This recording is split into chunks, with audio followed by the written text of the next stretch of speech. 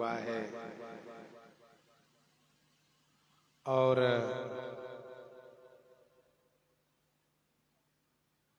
इन्होंने भगवान के नाम के संकीर्तन करके जन जन में भक्ति का संचार किया है।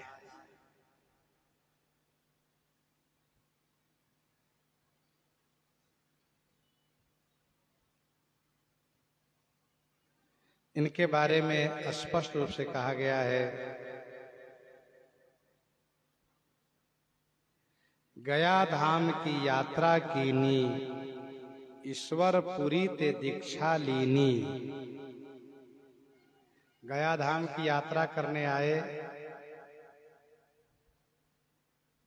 पितरों को तर्पण करने आए और यहीं पर श्री ईश्वर पुरी जी से इन्होंने दीक्षा ले ली।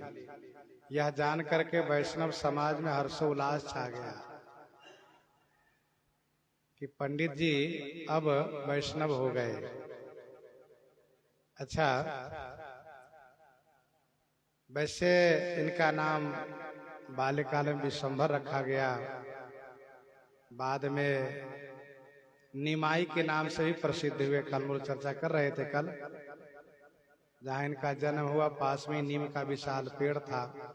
निमाई निमाई कह करके इनको पुकारने लगे और गौरांग होने से गौर कहे जाते थे।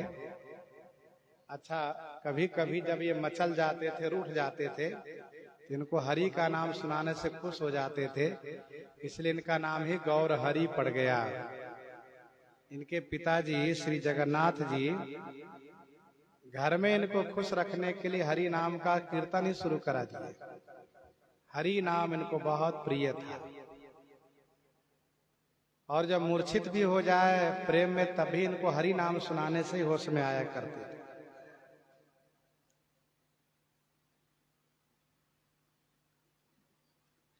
करि कीर्तन भक्त संग, राति भवन श्रीवास। भाव सकल अवतार के, जब तब परम प्रकाश। अद्वैतादिक तत्व बिलो की, निर्भय रहे यवन भय रोकी। नित्यानंद मिले सानंदा, तब ते बढ़ियो परमानंदा।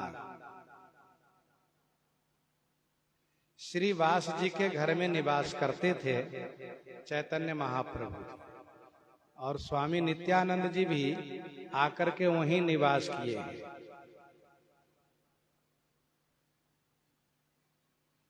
घर घर में नाम संकीर्तन का प्रचार। अयोध्या जी के प्रसिद्ध संतों में से साकेतवासी परम पूज्य स्वामी श्री रूपकला जी महाराज, जिन्होंने नाम संकीर्तन का भरपूर प्रचार किया। बहुत ऐसे संत महापुरुष है, नाम संकीर्तन, मानस जी का पाठ खूब कराते हैं, लोक कल्याण होता है। कल की चर्चा में हम लोग कर ही रहे थे, काजी ने विरोध किया, फिर बाद में उसको समझ में आ गई बात। कीर्तन के प्रभाव से जगाई मधाई को पावन कर दिए। एक दिन की बात है, श्री वास जी के घर में संकीर्तन हो रहा था और उसी संकीर्तन में श्री वास जी के लड़के की मृत्यु हो गई। तो श्री वास जी की पत्नी रोने लगी, तो श्री वास जी ने कहा, चुप रहो, मत रो, तुम रोगी ना तो कीर्तन में बाधा पड़ जाएगी, कीर्तन बंद हो जाएगा। आहा, कितना प्रेम है इनका। निमाई निताई दोनों यहीं पर विराजित है और भक्त मंडल है। हरि बोल का संकीर्तन हो रहा है। पुत्र की मृत्यु हो गई। श्री वास जी ने पत्नी को मना कर दिया रोने से। उसने भी धैर्य धारण करके और मन को रोका, रोया नहीं। लेकिन अब मृत्यु वाली बात है, कब तक छुपेगी। श्री वास जी कुछ उदास दिखने लगे। महाप्रभु जी ने कहा, आप उदास क्यों हैं? कहा नहीं ऐसा कुछ नहीं।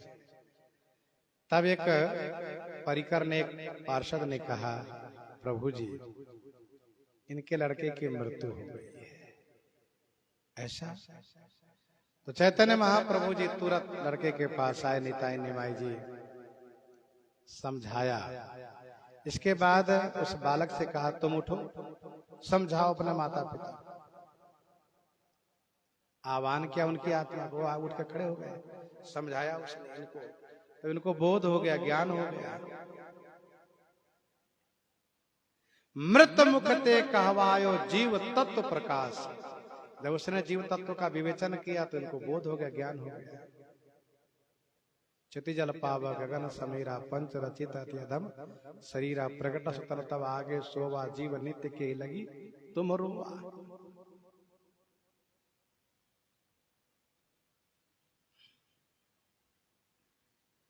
बहुत सुंदर सुंदर लीला किए हैं, अद्भुत लीला।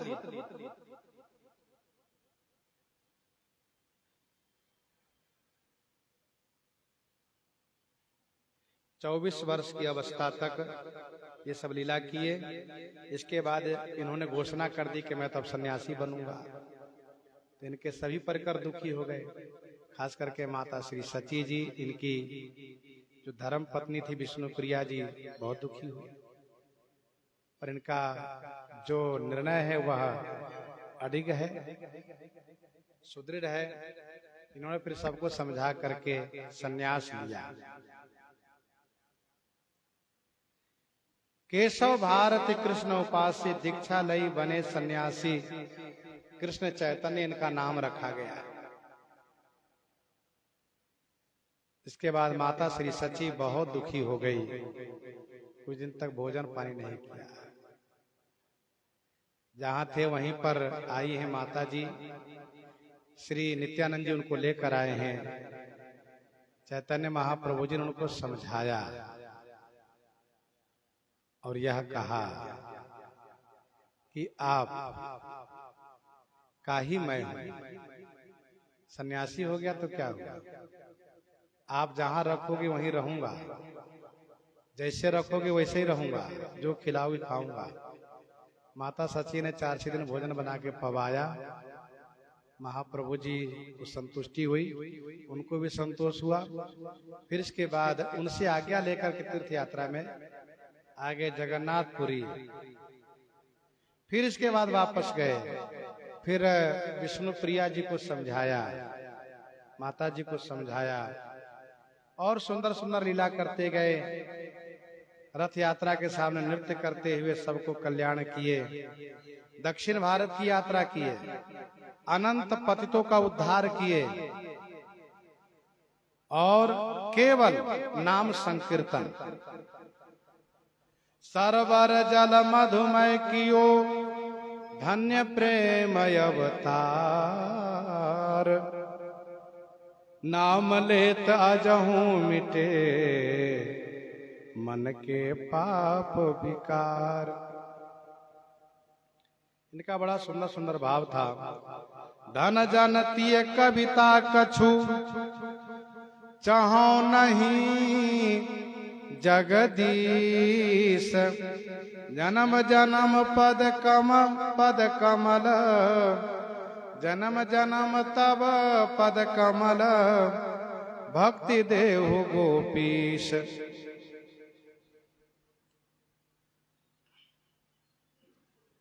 और निज पाद पदम में परी हुई को चाहे पिस तुम डालो। अथवा सिर पर हाथ फेर कर चाहे गले लगा लो। चाहे तो आंखों से ओझल होकर तू दुख देवै। कुछ भी करे न दूजा कोई प्राणनाथ मम होवै। हे नंद सुवन मैं तेरा किंकर अति ही पतित भया हूँ। कर्म वासना में पर कर भव जल में डूब गया हूँ। बार बार कर जोर कहूँ हे नाथ विनय मम मानो।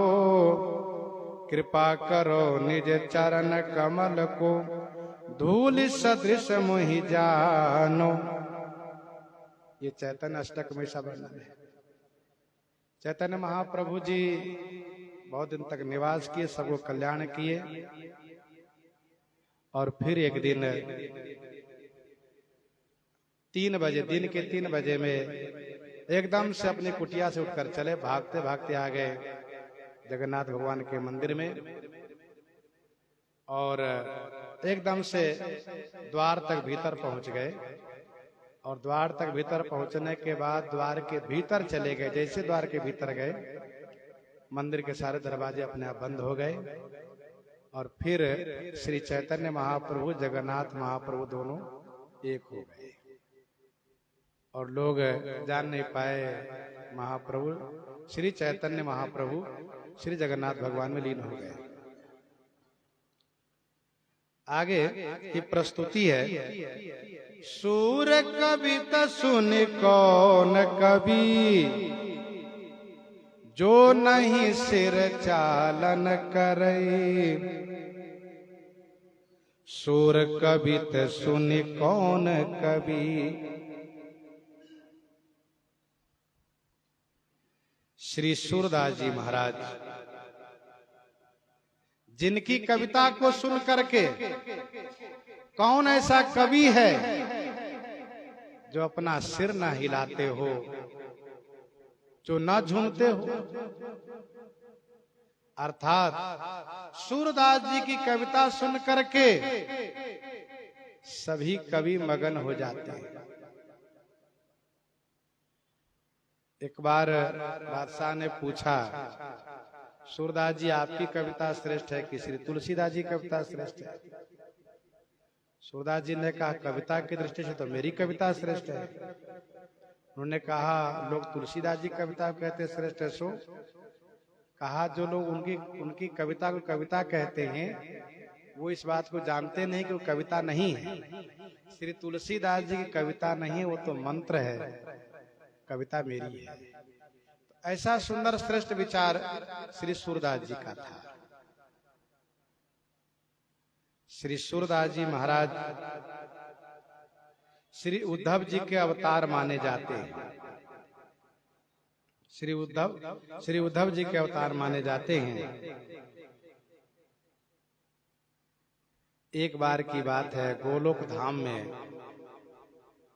श्री प्रिया प्रीतम जो भगवान श्री राधा कृष्ण जी विचार कर रहे हैं कि मेरी समग्र लीलाओं को यदि भाषा कविता में गायन किया जाता तो कलयुग के जीवों के लिए मेरी पवित्र कथा कल्याणकारी सबके जीवन में उतर जाती और सबको कल्याणकारिणी हो जाती। इसी संदर्भ में कि मेरी लीला का गायन हो भूलोक में कलयुग में, श्री ललिता सखी जी से चर्चा हो रही थी।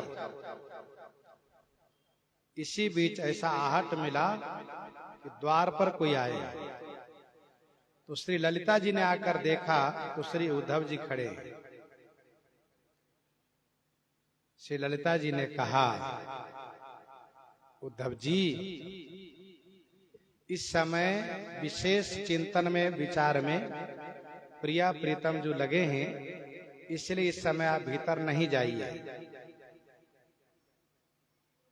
तब श्री उद्धव जी ने कहा, मैं भी विशेष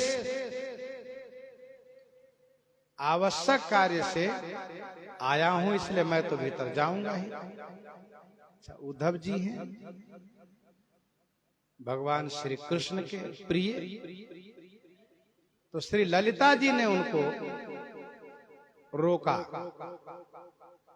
और बिल्कुल गेट पर रोक दिया कि नहीं, आप अंदर नहीं जा सकते। तब उद्धव जी को थोड़ा बुरा लगा। उन्होंने कहा तुम्हारा काम अच्छा नहीं है, रोकना नहीं चाहिए, तुमने रोका है इसलिए मैं श्राप देता हूं, तुम भूलोक में जन्म लो, तुम्हारा पालन मलेक्ष के घर हो। तो ललिता जी को भी बुरा लगा। बताओ, मुझे यहाँ से प्रिया प्रीतम जी से दूर किया है इन्होंने भी श्राप दिया। कहा सुनिए, आपका ही भूलोक में जन्म हो और आप नेत्रहीन करके विचरण करो, भटको, यह श्राप है।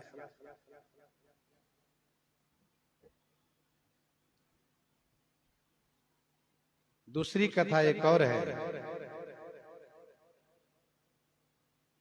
कि एक बार श्री उद्धव जी को बहुत जोर के प्यास लगी थी। उन्होंने जल लिया, जिस पात्र में जल लिया वह पात्र जूठा था, अमनिया नहीं था। तो ललिता जी ने रोका, उद्धव जी ठहरिए, पात्र अमनिया नहीं जूठा है।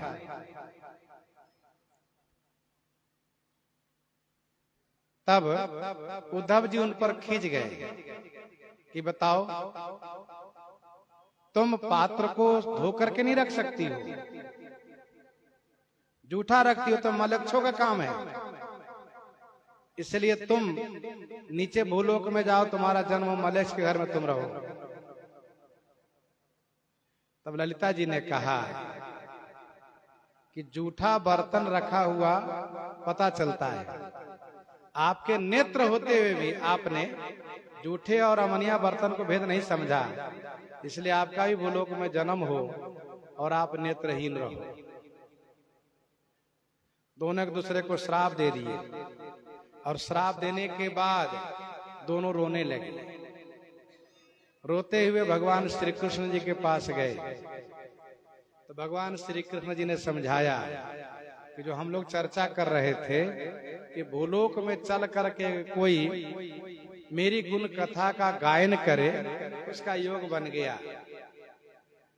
अब उद्धव जी मेरी गुण कथा को गायन करेंगे। ललिता जी ने कहा और उद्धव जी ने कहा मेरा उद्धार कैसे होगा? तो भगवान श्री कृष्णचंद्र जी ने कहा भूलोक में जैसे ही आप दोनों मिलेंगे वैसे ही आप दोनों का उद्धार हो जाएगा, श्राप समाप्त हो जाएगा। तो कथा ऐसी है, आगे चल के चर्चा हम लोग करेंगे।